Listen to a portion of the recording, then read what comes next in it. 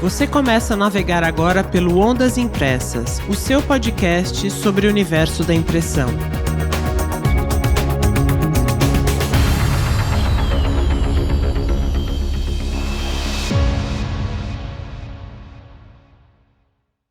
Olé, olé, militantes da impressão, eu sou Tânia Galuzzi e comigo para mais este mergulho no universo da impressão, Hamilton Costa. Olá, Tânia. Olá, pessoal. Como sempre muito bom estar com vocês e vocês conosco, sempre nos dando um prestígio crescente, não é, dona Tânia? É, isso aí, gente. Bom, eu vou contar um pouquinho aqui dos bastidores desse episódio para vocês, pessoal. A ideia de falar sobre o agronegócio surgiu lá na Flex and Labels Experience, o evento que aconteceu esse ano, no final de maio. E eu estava conversando com o André Baron, que é o gerente de vendas da HP para a linha Índigo e grandes formatos, e ele me alertou num papo, ele me alertou sobre o consumo de rótulos por esse setor do agronegócio.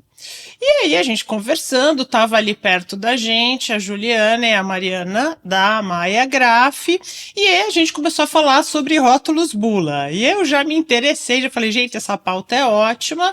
Aí a gente foi conversando, vieram as férias e cá estamos nós para falar justamente da representatividade do mercado de agronegócio, de agropecuária na indústria gráfica e na indústria de conversão. A gente vai trazer alguns números aqui e a gente sabe, todo brasileiro sabe que esse mercado é um mercado imenso, né, que consome todos os tipos de produtos gráficos e a gente vai fazer aqui, pessoal, um recorte, né, um recorte desse mercado, porque não dá para falar de tudo. E a gente vai fazer um recorte aproveitando justamente a experiência dos nossos convidados. É isso aí. Hoje nós temos o prazer de receber a Juliana Maia, que é CEO da Maia Graf, a Mariana Martins Maia, diretora comercial da Maia Graphic, e o Kurtz Campos, acertei, Kurtz Campos, da Arcade Química. Prazer tê-los aqui, viu? Prazer o nosso. Prazer todo meu. Boa, gente. Bom, antes da gente começar a conversar, eu vou trazer aqui alguns números desse universo agro para a gente saber mais ou menos do que a gente está falando. A expectativa para 2025 é que o agronegócio represente 29,4% do PIB brasileiro. Aqui, e se isso se consolidar, se isso realmente acontecer, vai ser a maior participação em 22 anos, segundo a Confederação da Agricultura e Pecuária do Brasil. O PIB do agronegócio pode chegar a 3,79 trilhões nesse ano, sendo que no primeiro trimestre de 2025, o PIB do agro cresceu 6,5%. E aqui, pessoal, quando a gente fala agronegócio, a gente está falando de toda a cadeia produtiva, né? Então, eles falam o que é antes da porteira, então são os defensivos agrícolas, as máquinas, os tratores, etc. e tal. O que está na porteira, né, dentro da porteira, que é a produção agropecuária em si, e o que está depois da porteira, que são todas as indústrias, indústria alimentícia, tudo que processa, logística, distribuição. Então, esses números que eu acabei de dar são números do agronegócio. Esse é um mundo enorme, né, e nós vamos, como eu falei, nós vamos falar de uma parcela desse universo aqui, olhando um pouco para o que está antes da porteira. Então a gente vai falar dos rótulos bula, dos insumos, né, dos defensivos agrícolas e também da produção em si de frutas, legumes e verduras. Bom, a gente foi atrás também de informações específicas sobre a produção de embalagens nessa área e eu não encontrei muita coisa, tá, gente? Conversando lá com o pessoal da ABRE, que é a Associação Brasileira de Embalagem, o número que eu consegui foi das embalagens plásticas flexíveis. Então, das 2.328.000 toneladas de embalagens plásticas flexíveis produzidas no Brasil em 2024, 12% foram demandadas pelo setor de agropecuária. Aí, desse universo todo, o campeão desse é o setor de alimentos, né? Depois vem o industrial e, em terceiro, então, a agropecuária. Aí, pessoal, focando então as embalagens celulósicas, o setor de horticultura, floricultura e fruticultura utilizou em 2024 10,1% de caixas e acessórios de papelão ondulado expedidos no Brasil. 10,1%. Isso de acordo com a Empapel, que é a Associação Brasileira de Embalagens em Papel. Esse percentual, gente, é maior, por exemplo, do que o setor de químicos e derivados, que usou 9,5%, mais do que farmacêuticos, cosméticos e perfumaria, que usou 4,7%, e avicultura, 3,6%. A gente está falando aqui das embalagens, caixas e acessórios de papelão ondulado, tá, gente? E aí, para dar um número total, eu dei só as porcentagens e não o total, 2024 foi um ano recorde de expedição de papelão ondulado, aqui no Brasil, com 4,2 milhões de toneladas, uma alta de 4,9% em relação a 2023. Inclusive, conversando lá com o Thiago Santiago, que é gerente de comunicação da Empapel, a entidade ela vem cada vez mais participando de eventos de agronegócio justamente pela representatividade dessa demanda, e a entidade está lá para apresentar as soluções em embalagem. É uma potência.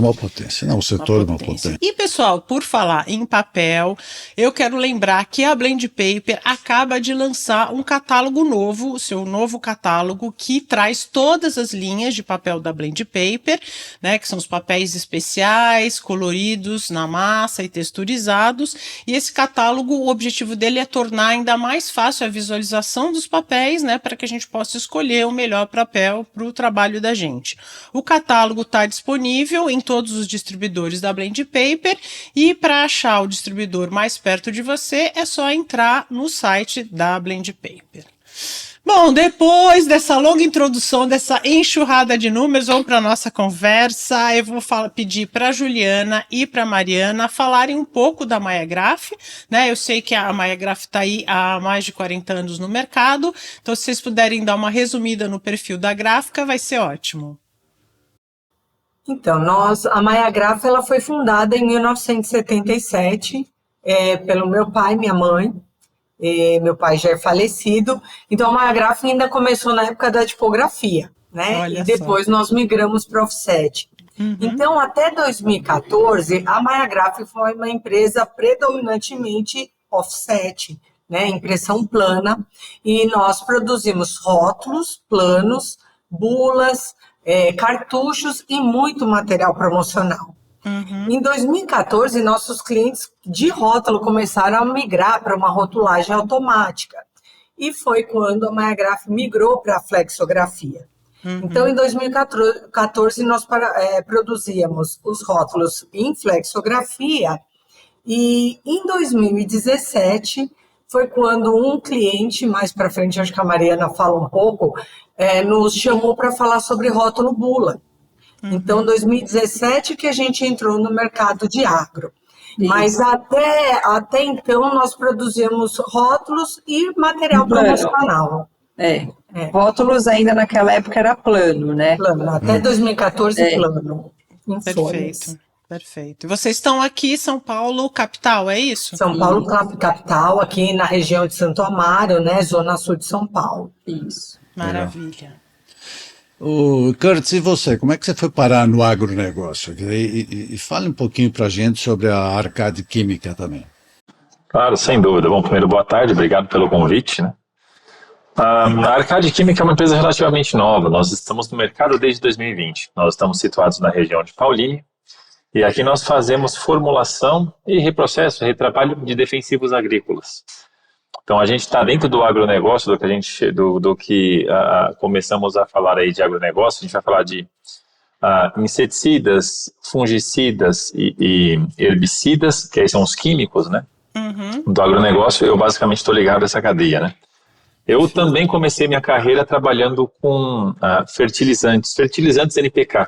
São fertilizantes de grandes volumes, né? Não fertilizantes foliares. Então, eu também estou ligado nessa cadeia, eu comecei minha carreira nessa área, né?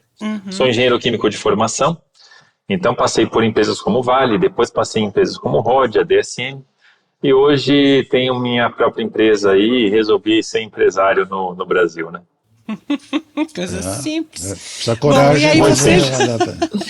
Vocês já falaram, acho que foi em 2017, né, meninas, que vocês começaram nesse segmento. E aí eu queria que vocês contassem um pouco o que é rótulo bula, né? O que é booklet, que é brochura, e o que é bula blindada, que foram termos que eu encontrei no site de vocês, e eu fiquei muito curiosa, principalmente com a bula blindada, que eu não tenho a mínima ideia do que seja. Então vamos situar o povo que está ouvindo, que está assistindo a gente. Que produtos são esses? Certo. Bom, a gente começou a atender porque em 2017 a Bayer chamou a Mariana para um bate-papo sobre rótulo bula. E nós não sabíamos o que era rótulo bula. Mariana trouxe, até daqui a pouco eu vou mostrar umas imagens para vocês do rótulo bula, porque fica mais ilustrativo. A Mariana me trouxe esse rótulo, que nada mais é que um rótulo normal com uma bula grudada em cima. Eu olhei aquilo, eu falei, Mari, nós podemos produzir isso, porque eu tenho flexografia para produzir a bobina de rótulo, eu tenho offset e dobradeira para produzir a bula, porque eu tenho que produzir e dobrar. Falei, eu tenho que descobrir como eu grudo essa bula em cima desse rótulo. Entendi. E aí nós fomos a pesquisar no mercado todas as máquinas que fariam essa inserção. Né? Hoje nós temos diversas opções. Você pode fazer a inserção numa máquina como nós fazemos, que é uma esteira, que cai a bula em cima do rótulo e passa a gente chama de durex, inclusive, fazendo essa blindagem em cima da bula. Existe o Longfor, que já fica uma torre na saída da máquina de impressão do rótulo, caindo a bula em cima do rótulo e blindando.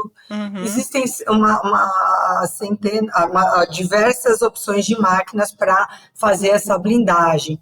Então, o rótulo bula, o booklet, nada mais é do que uma bula que vem blindada, grudada em cima do rótulo. Eu até pedi para o pessoal trazer algumas opções, a Mariana tem uma aqui. Ah, legal. Para que vocês entendam do que a gente está tratando. Entendi. Então, por exemplo, eu tô com o fone aberto, né? Tá. Aqui a gente tem a bula, né? Ela vai ficar muito grande. Eu vou tentar abrir aqui, dar uma distância. Tá. Para quem está nos ouvindo e não assistindo, pessoal, a Mariana está com uma embalagem plástica na mão e ela descolou. Você olhando a embalagem, parece que o rótulo é normal. Aí ela descola um pedaço e aí vai saindo como se fosse uma bula mesmo, vai desdobrando como se fosse uma bula, né? E vira, sei lá, 1, 2, 3, 4, 5. São 1, 2, dobras, 3, 5 dobras. Tem outras com isso porque é 1 litro, né? Só. Aqui você armazena só 1 litro de produto, podendo ser líquido, né? Ou pó. Em alguns casos, mas você tem também as bombonas que são de 5 litros, 10 litros, 20 litros, que aí a gente tem um rótulo e contrarrótulo. Né? Ainda tem um contrarrótulo. E tem um contrarrótulo. E mais a bula. E mais a bula. Entendi. Né? E vocês falam blindada por que esse termo? Porque ela vem colada e você tem que descolar com... Isso, ela vem blindada, ela é protegida por esse durex, né? Que quando é feito esse processo primeiro é feito o rótulo na flexografia, né? Na bobina. A bula é feita na offset, na impressão offset. Depois você vai para o processo de dobra, na dobradeira. E por último, nós colocamos no equipamento de blindagem, que é onde se une o rótulo em bobina, com a bula. As bulas já dobradas, eles formam um sanduíche e acabam blindando essa bula, protegendo ela toda. Pensei que ela fosse blindada contra a tentativa de digitalizar as bulas que estão fazendo hoje, mas não é. Existe também alguns dispositivos de segurança, né, que são utilizados, como vernizes com reação UV, né? A gente também tem esse tipo de dispositivo, alguns clientes utilizam e exigem. Atrás também do rótulo também pode ser feita uma codificação, né, em série. Isso também traz aí uma restrição que existe, né, Curtis? Eu acho que você até pode comentar melhor, tipo de roubo de produto em grandes escalas que existem por aí, Brasil afora. Então, existem sim. Depois a gente vai falar um pouquinho de segurança, né? Do poder dessas embalagens e segurança também, né? Agora, Mas a função é a bula poder. Você pode abrir e fechar a bula diversas vezes, consultar como um manual e ela voltar a ficar protegida e fixada no produto. Né? Antes dessa obrigação da Anvisa, MAPA, do uso da bula dessa forma, tinham produtos que vinham com aquele sleeve, né, aquele rótulo plástico, a bolinha dobrada, presa, enfiada atrás do plástico. E aí se perdia era fácil perder a bula. Então, isso é um meio de manter a bula ao alcance, sem molhar, sem rasgar, protegida, para tantas vezes que forem necessárias consultar todos os dados da bula, né? Claro.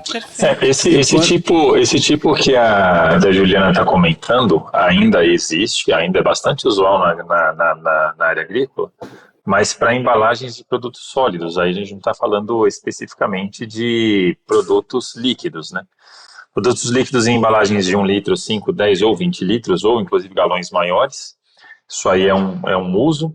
E para produtos, por exemplo, ainda defensivos agrícolas, que hoje tem uma grandíssima tendência de migrarem para produtos sólidos, ainda esse tipo de embalagem existe, que é a bula dobradinha colocada dentro de um local, né, dentro de um saco plástico, né? Então, basicamente isso ainda existe. Corrigindo também, existe, claro, aqui conosco uma grande produção que aí a gente chama isso de bula insertada, né? Que legal. É o booklet, trazendo essa informação. Que, inclusive, eu estou agora, desculpe, sem ele em mãos aqui, mas eu posso providenciar. Não tem problema.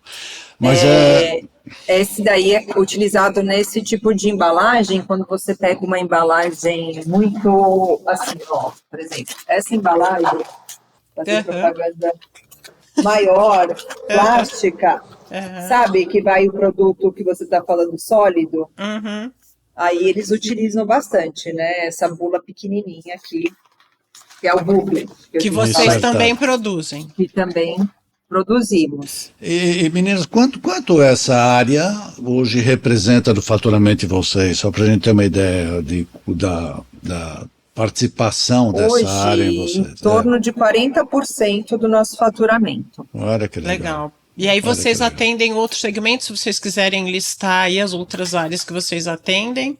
Sim. Atendemos alimentício, cosméticos, nós sempre tivemos uma tradição aí nos cosméticos, indústria, empresas que produzem materiais biológicos, higiene também, né, Mari? Higiene, químico, né, limpeza, Diversey, Unilever, mas assim, esse percentual dos 40 aí hoje, né, do agro, nosso, ainda muito biológico, né, mais do que o químico, que eles são bem divididos, né. E aí acho que é bom até emendar, acho que o Curtis pode até falar um pouco, esse percentual do mercado agro, quando a gente olha para fertilizantes, né, defensivos, é muito pequeno o percentual ainda do biológico no Brasil. A gente tem o quê? 3% da cadeia, 4%? Nossa, 3% só de produtos biológicos? Basicamente, sim. Se a gente falar de agroquímicos, então, voltando àquele item que eu tinha falado de agronegócio, né? O agronegócio, ele tem aí os insumos químicos, as sementes e os adubos, né? Vamos falar assim, adubo, que é o adubo de larga escala, que é o NPK, né? Se a gente falar só de insumos químicos, a gente vai falar dos defensivos químicos, que são os agroquímicos, né? Eu chamo agroquímicos, agrotóxicos, enfim.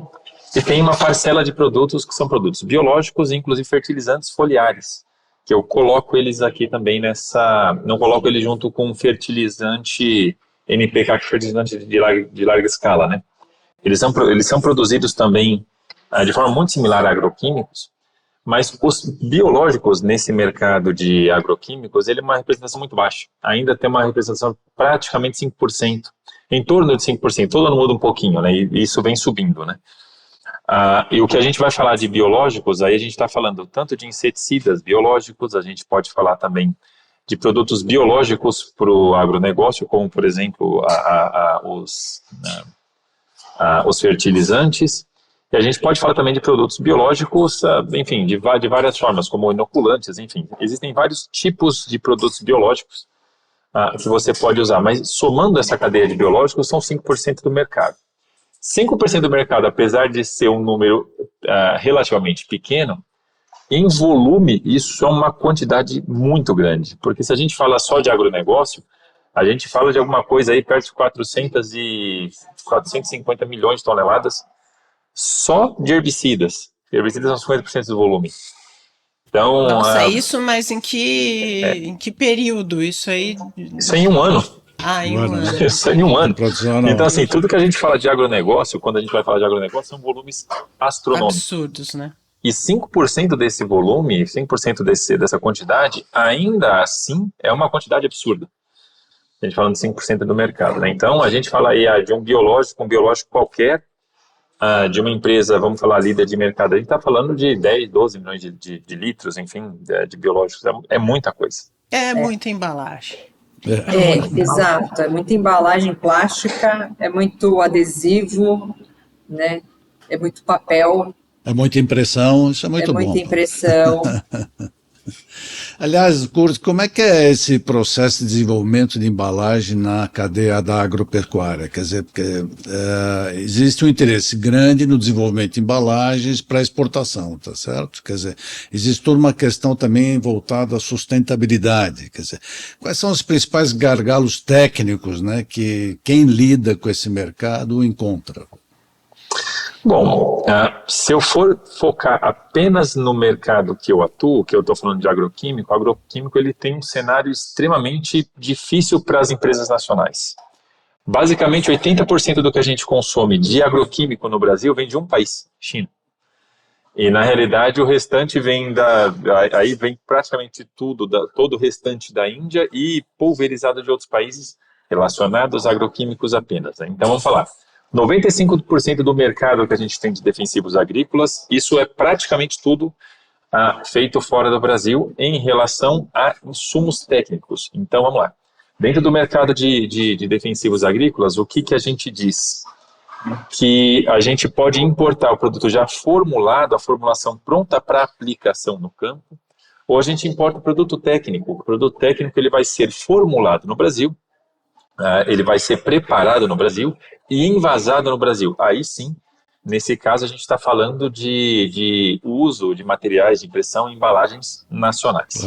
Claro. O grande problema que eu vejo nesse mercado, não digo nem que é problema, mas enfim, a característica do mercado é que esse mercado basicamente ele vive de importação. Como eu falei, a maioria desses insumos eles são feitos em outros países, e vamos dizer que o nosso maior fornecedor disso é a China. Não só o Brasil, mas praticamente o mundo. O que se fornece de agroquímico, basicamente, é China. Então, 95% do mercado brasileiro, vamos falar que 80% disso é fornecido pela China. Então, a gente tem muita coisa que vem da China, né? Esse é um ponto importante. Agora, algo que está acontecendo nesse mercado, eu venho discutindo com alguns CEOs, alguns diretores de empresas nesse ramo, é que esse mercado está sofrendo uma transformação, que é uma transformação que a gente viu muito parecida no mercado de genéricos de fármacos. Então, a partir de 99, 2000, enfim, com a lei dos genéricos, a gente viu o surgimento de várias empresas nesse mercado de genéricos, e a partir de 2006, 2007, a gente viu um boom dessas empresas. Então, MS, Eurofarma, enfim, Medley, a gente começou a ver uma quantidade grande de empresas que você normalmente não ouvia falar antes.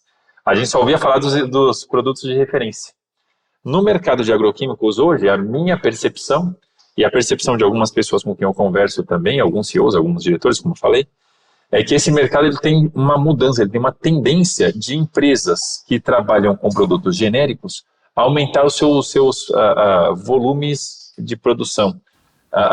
O seu volume de venda, na realidade, porque a produção nacional ela ainda não decolou da forma como eu acredito que isso ainda vai decolar. Então, na minha avaliação, empresas que, por exemplo, há 5 anos atrás vendiam 50, 60 milhões de litros, em 2023 estão vendendo 350, 400 milhões de litros. Caramba. Então, assim, dentro de 6 anos, numa janela de 6 anos, período inclusive pré-pandemia, essas empresas começaram a ter um ganho de mercado muito expressivo. Então, o market share ele acabou sofrendo uma readequação. Eu acredito que esse movimento ainda tem aí pelo menos 7, 8 anos de movimento para uma nova adequação, para novos cenários. E por conta disso, eu acredito que muitos desses produtos ainda serão formulados no Brasil.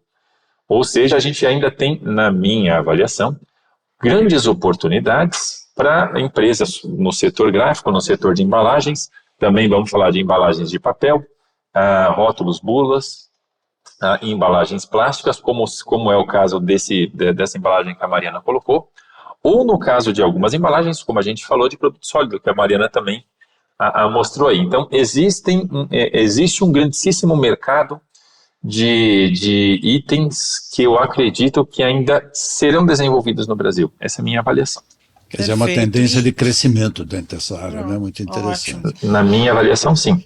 E aí, falando da importância da embalagem aí pro agronegócio, Curtis, porque eu fico pensando, né? Eu estava elaborando aqui isso e pensando, quando você tem produtos, né, de gôndola de supermercado, a embalagem ela tem os atributos normais dela de segurança, tal, mas a embalagem ela tem uma função, né, de vender o produto, né, de captar ali, de seduzir o consumidor naqueles poucos segundos que ele está ali na gôndola escolhendo o produto.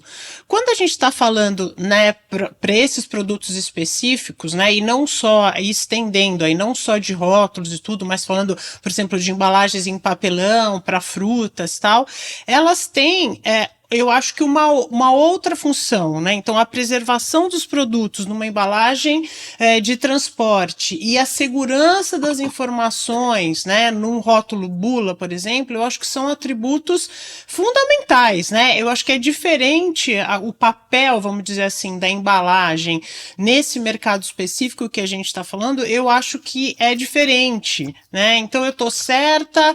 Como é que você vê aí? O cliente agro é mais exigente, quer dizer, às vezes exigências são outras, como é que você vê a embalagem em si nesse mercado?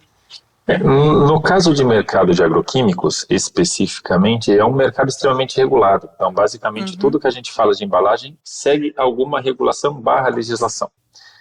O que acontece no mercado de agroquímicos, diferente do que a gente vê, por exemplo, em gôndola do supermercado, que isso é uma diferença muito interessante. Então, na gôndola do supermercado, você pode pegar o frasco, você pode olhar ele, interagir com aquele produto e colocar ele de volta na gôndola. No caso de agroquímicos, isso é um pouco diferente, a história muda um pouco.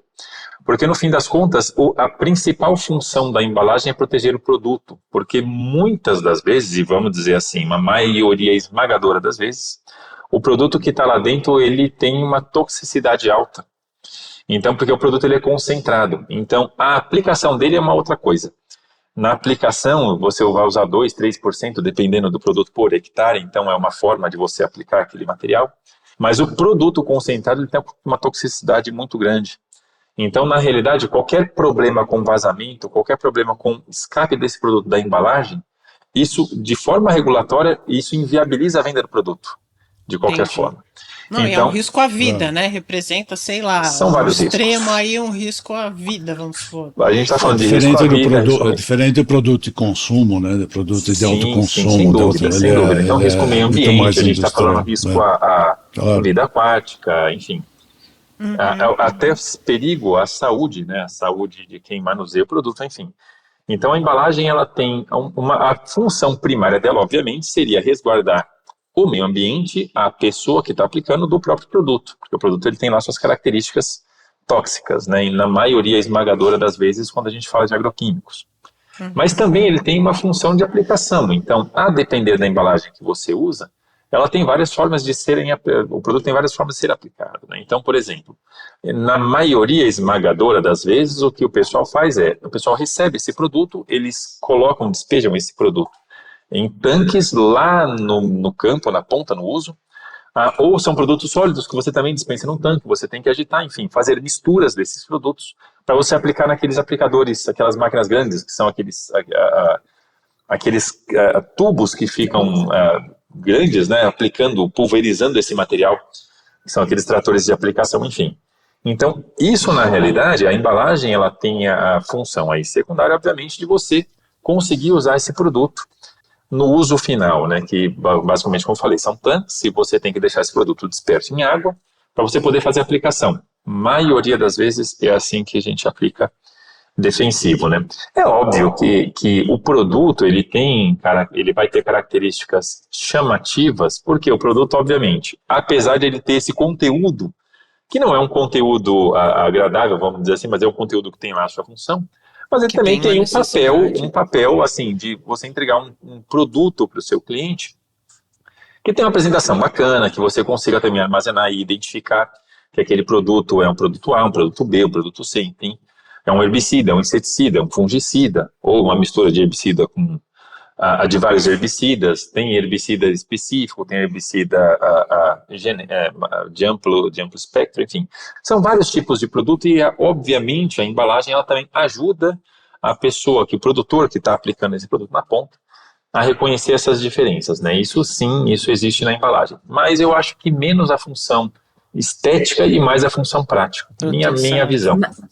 Mas eu gostaria de acrescentar. E para vocês, eu ia perguntar justamente para vocês, meninas, como é que é atender o cliente agro? Vocês tiveram que ter uma certificação para fazer isso? Como é que é esse cliente? Olha, é um cliente, o atendimento é muito técnico, porque a questão da cola que é usada tem que ser muito bem analisado, o tipo de armazenamento do produto. Muitos dos biológicos são refrigerados, são extremamente delicados, então quem faz o atendimento do cliente agro tem que saber o que perguntar para que chegue com cola correta, o substrato correto, a blindagem tem que ser muito bem feita, de boa qualidade, porque existem os extremos, né? O calor em campo, ou o frio da refrigeração. Nós também trabalhamos... Que você está falando do biológico, né, nesse caso. O biológico. É que nós atendemos biológico, não que a gente... aconteceu de todos os nossos clientes serem biológicos. Eu acho que nós temos um cliente de químico. Então, temos tarjas também, né? As cores das tarjas... são padrão, né? Nós temos tarjas verde, vermelhas, azuis, isso identifica o produto. Então, E vocês tiveram que fazer alguma adaptação, Mariana? Vocês tiveram que ajustar alguma coisa na produção de vocês, ou no processo, ou alguma certificação para fazer esse rótulo, esses rótulos, o booklet, o rótulo... Sistema de gestão, né? A nossa gestão da qualidade tem uma preocupação muito grande a gente chama de contaminação cruzada. Eu não posso ter mistura de bulas, né? De clientes, do mesmo cliente, com produtos diferentes, ou então de outro cliente, né?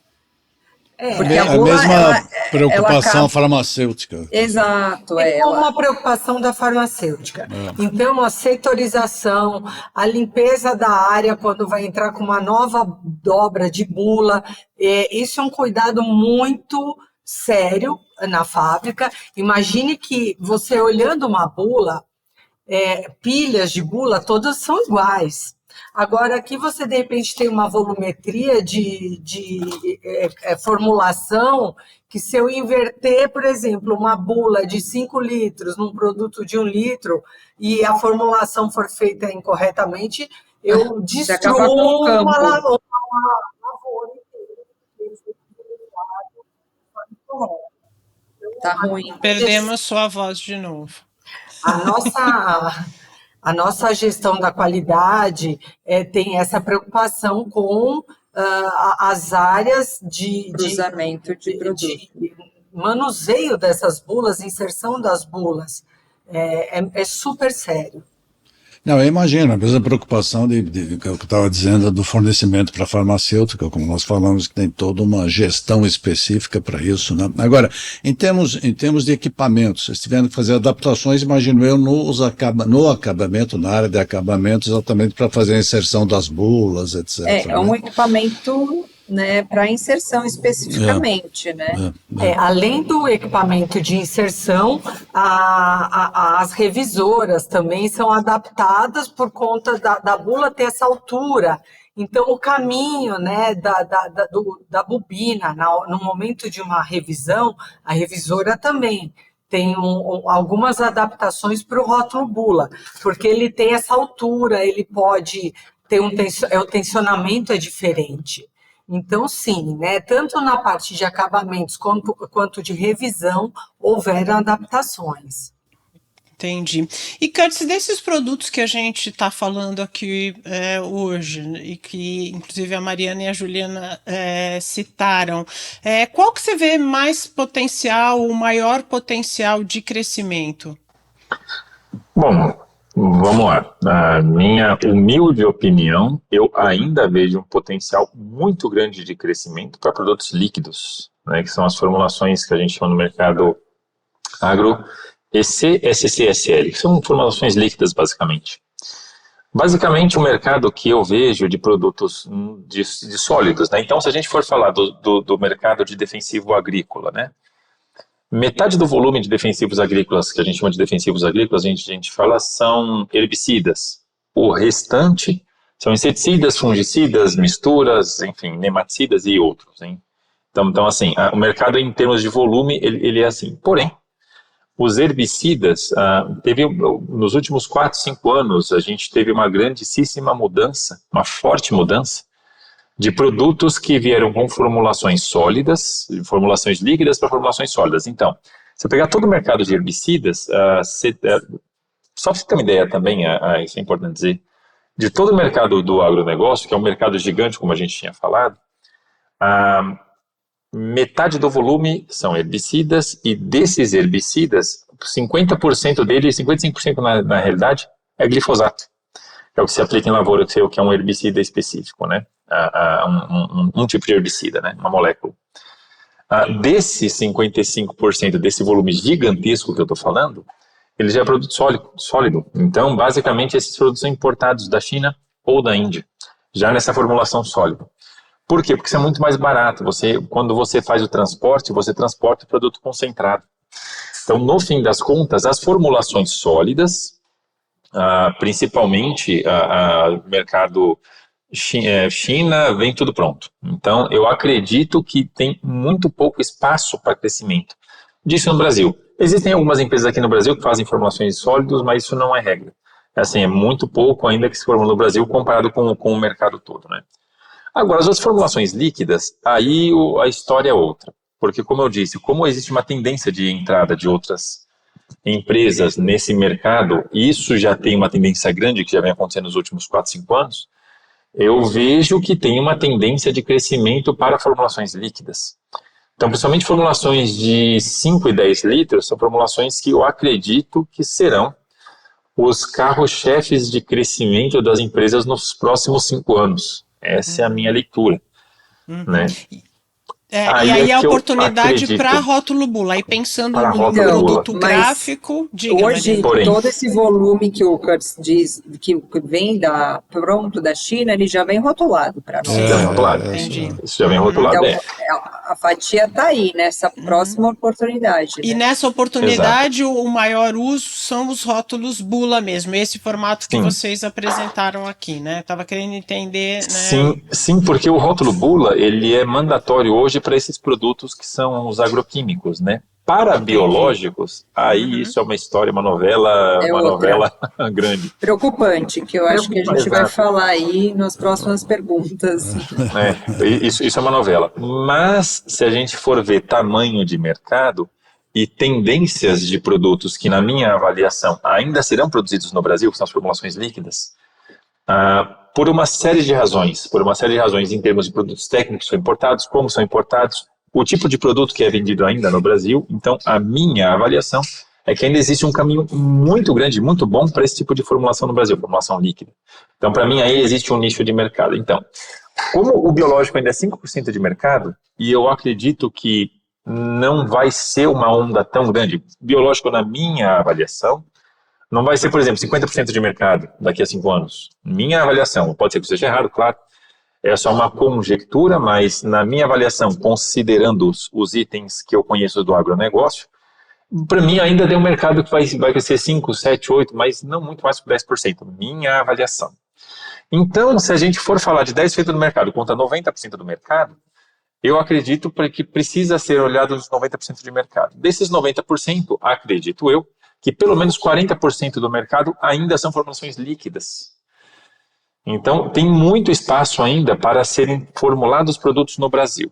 Então, eu acredito que nos próximos 5 anos, esse volume vai aumentar. A minha avaliação é que quem tiver aí com essa solução pronta aí para as embalagens, como eu falei, 5, 10 litros, que eu acho que tem um certo foco, tem um porquê, as embalagens de 5 e 10 litros, também 20 litros, claro, mas eu acho que isso vai ser uma tendência aí.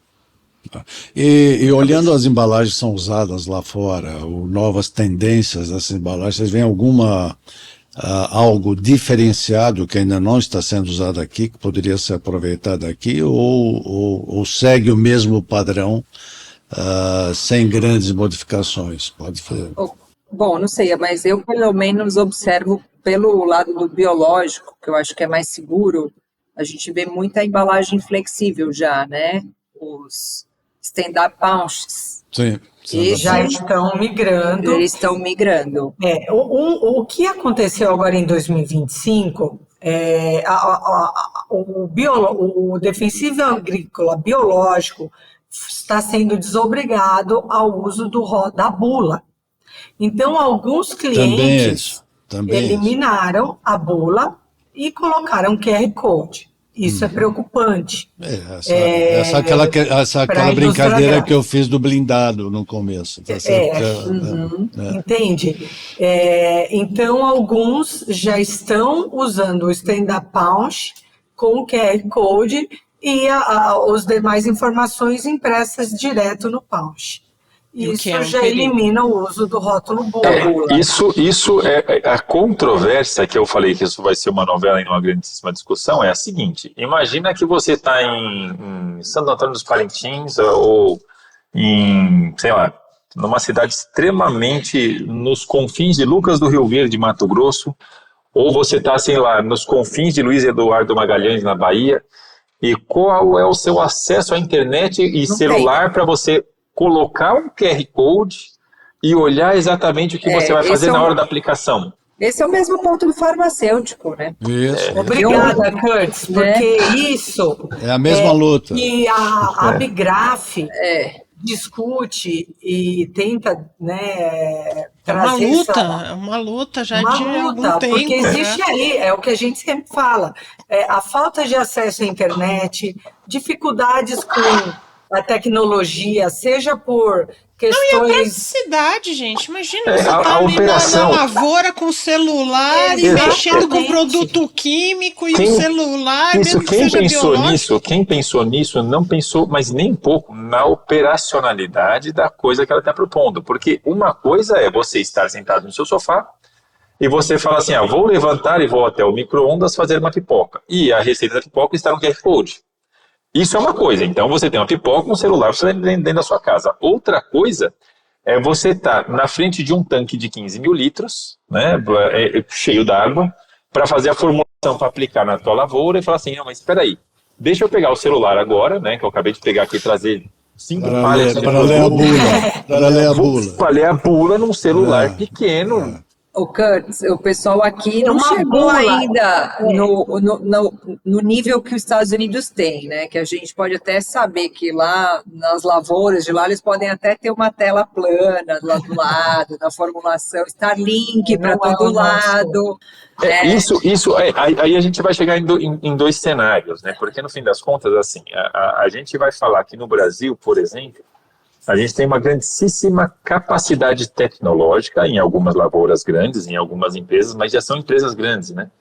Então, a gente falar que nesse mercado aí é o B2C+, né? Então, assim, na realidade, são empresas grandes, enfim, que já tem aí uma área a ser cultivada. Por exemplo, imagina você plantar 15 mil hectares. Isso é uma área tão grande, isso é uma área de uma cidade. Tem cidade que não tem 15 mil hectares. Então, se você falar, vou plantar 15 mil hectares, 20 mil hectares, então, obviamente, a depender da empresa, a depender de onde você está, do recurso tecnológico que a empresa tem, é óbvio que você tem um conjunto, um aparato, que aí sim vai se assemelhar a uma plantação dos Estados Unidos. Isso eu não tenho dúvida. Porém, quando a gente fala de agronegócio, a gente está falando de todos os mercados, todos os espectros. Então, eu regulo isso pelo mais tecnológico ou pelo menos tecnológico? Aí essa é a visão. Então, por exemplo... É uma miopia absoluta.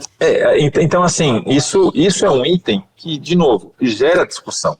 Qual é a discussão? Se você olhar pelo lado da tecnologia, pelo lado do agricultor mais tecnológico, é óbvio que ali existe um aparato que vai permitir com que ele faça alguma coisa nesse sentido. Mas se você falar assim, da maioria esmagadora dos agricultores no Brasil, o recurso é outro. Não é exatamente isso. Então, são itens de discussão. Isso vai ser novela. Isso aí é uma novela. Nossa, certamente. Bom, o Curtis falou aqui de números, a gente trouxe números, e eu imagino, depois do que vocês falaram, né, que a gente sabe mais ou menos a resposta, mas do ponto de vista estratégico, eu pergunto para vocês, né, como é que vocês enxergam o mercado de agronegócio?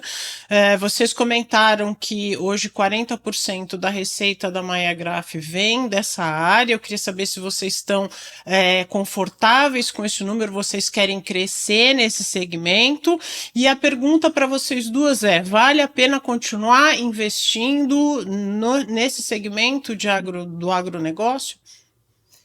Eu acho que ainda assim, é complexa assim, a pergunta, mas assim, eu vou falar um pouco do que eu tenho visto por aí. Eu acho que permanecer no agro ainda dentro do Brasil é importante, é uma fatia de mercado que, apesar da sazonalidade que a gente tem, né, por causa da cultura, do clima, do tempo, a gente trabalha com muita sazonalidade. Sempre o nosso segundo semestre é um semestre muito forte, né, de produção, e normalmente o primeiro é mais fraco. Então, estrategicamente, a gente não quer depender desse mercado, né? Óbvio, a gente gostaria de ter 15% do nosso faturamento focado em cada segmento que existem, né? Como químico, alimentício, cosmético, nutracêuticos, assim por diante, né? Assim, a gente tem uma estabilidade, né, de faturamento. Mas, em termos estratégicos para o agro, qual é o diferencial, né? Ter prazos de entrega. Para uma gráfica, a estratégia para atuar dentro do agro é você ter bons prazos de entrega, porque quando você chega nesse período de safra, né, todo mundo está desesperado, todo mundo quer receber o quanto antes, em menos de 30 dias, e isso não acontece, porque nós, afinal de contas, no Brasil, não temos talvez mais ou menos 20 empresas que entregam hoje rótulo bula. Entendi. E Mariana, estrategicamente a localização também não é importante em função do crescimento do agro, centro-oeste, essa Exato, região? Com certeza. A gente sabe que já existem empresas pulverizadas aí em todas essas regiões para atender indústrias gráficas, né, de grande portes também. Mas acho que assim, todo mundo tem sua fatia. A gente hoje percebe assim, tem empresas do Nordeste que nos procuram aqui. Muitas empresas, a grande maioria dos nossos clientes não estão em São Paulo, né? Eles estão fora, eles estão em Minas, eles estão no Sul, eles estão, né, na região do interior de São Paulo, né? Mas não tem também como sair a Maiagraf, fazendo outras plantas Fabris ainda por aí, né? Mas realmente o que impacta na nossa produção é que a safra é no segundo semestre, então a produção de rótulo bula praticamente acontece de julho em diante. E a ocupação na fábrica é muito grande. Eu não posso criar uma estrutura que atenda em um turno, porque o primeiro semestre eu vou ficar parada, então a gente acaba tendo que estender horários de produção, fazer uma série de estratégias para porque eu não posso muito a produção em termos de novos equipamentos, mais contratações, porque no primeiro semestre o agro praticamente morto, né? O volume de compras é muito baixo. Então, a gente enfrenta um pouco essa questão e essa preocupação, né? Até quando essas bulas vão existir? Eu ainda vejo muito tempo pela frente. O Brasil não tem estrutura para eliminar uma bula e os usuários, né, dos defensivos, a maioria são os pequenos e médios, né, é o que o Curtis falou. As regiões em que se usa esse produto são diversas. Então, a gente ainda acredita, sim, nesse produto, mas sempre com essa questão da sazonalidade, tanto com relação à época da safra, quanto com os problemas que o mercado que produz, né, principalmente o biológico, enfrenta. Recentemente, com aquelas enchentes no sul, eles tiveram bastante. Nós sentimos muito. Um dos principais matéria-prima do defensivo agrícola, que é o arroz, foi prejudicado com as enchentes. Então, no ano passado, nós tivemos aí uma queda grande na produção. E foi inesperada, foi por conta de uma enchente. Então, não é um mercado muito fácil de se lidar. Aviso aos concorrentes. Mas depois aviso aos concorrentes. Pensa que é fácil, pensa que é bonito.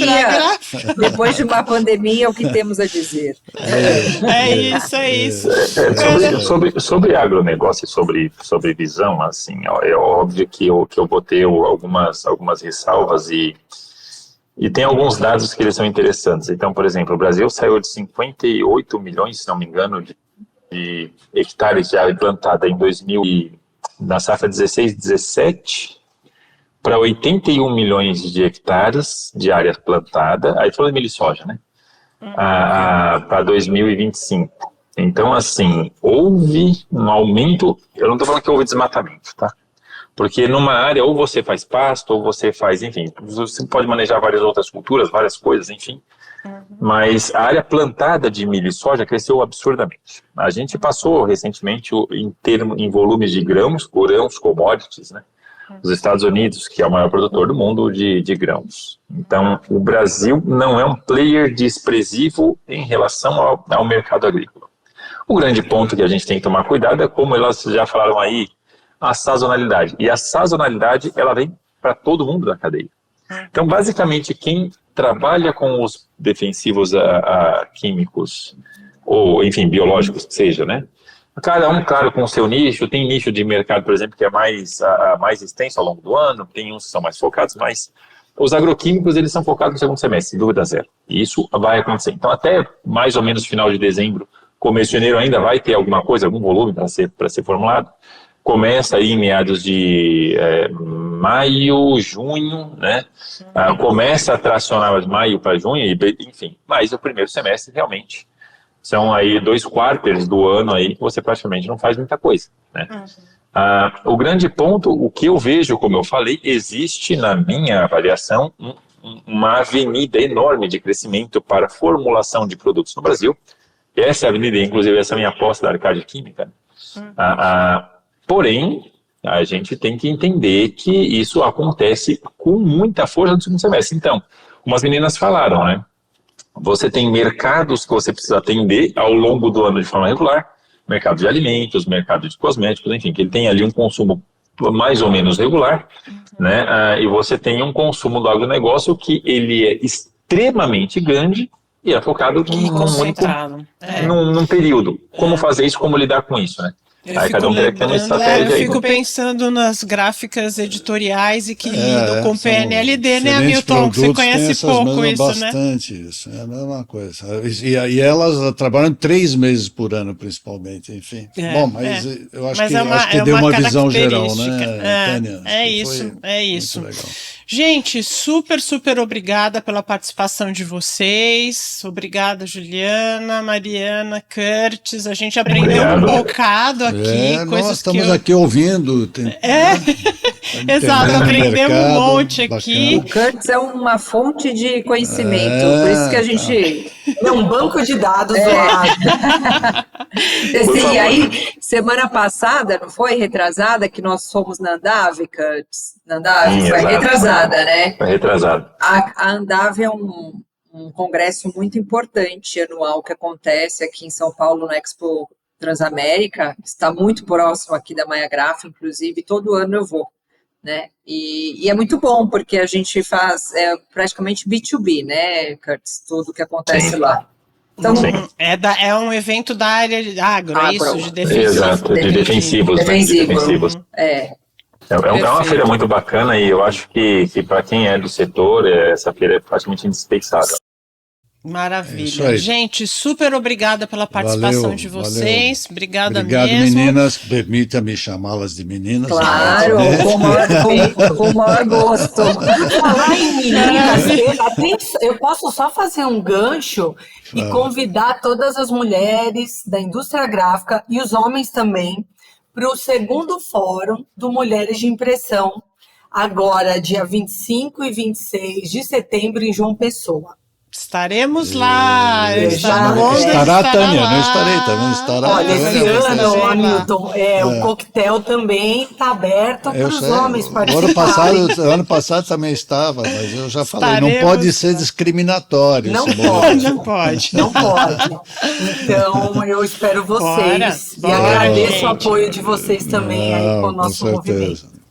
Contem com todo o nosso apoio. Pessoal, ouvintes, Obrigado. Seguidores, pessoal que está assistindo, nós vamos colocar o perfil do LinkedIn dos três. Se vocês quiserem conversar, pegar mais informação, fiquem à vontade, sei que eles vão estar abertos para isso.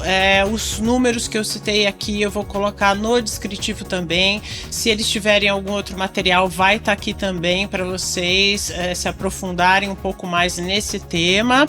Que mais? Peço para vocês não esquecerem de dar o seu like no vídeo, de favoritarem a gente lá no Spotify ou aqui no Spotify, onde vocês estiverem ouvindo esse episódio. Pra gente é super importante.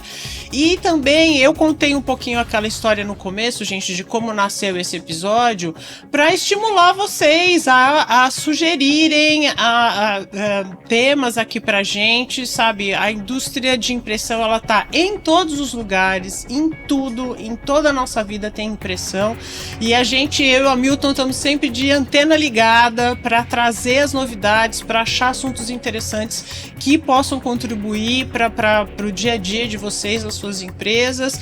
Então, mandem. Qual que é o nosso e-mail mesmo, Hamilton? ondasimpressas@gmail.com. Isso, e nas redes também, a gente está muito forte no site Ondas Impressas, no LinkedIn, no Instagram. Comentem, sugiram, a gente está super aberto a sugestões de temas. A gente precisa desse feedback de vocês.